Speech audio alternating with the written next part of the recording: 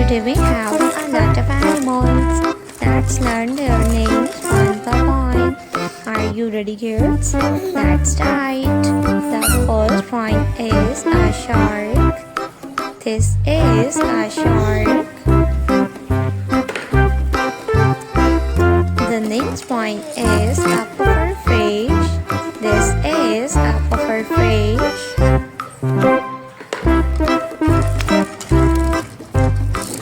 Octopus. This is octopus.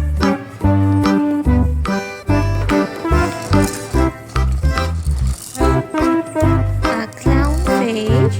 This is a clownfish.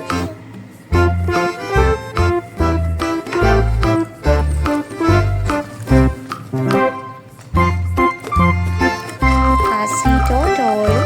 This is a sea turtle.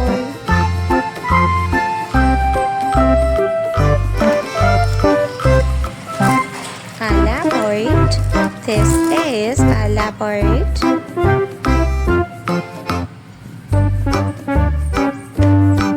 The next one is a purple fish. This is a purple fish.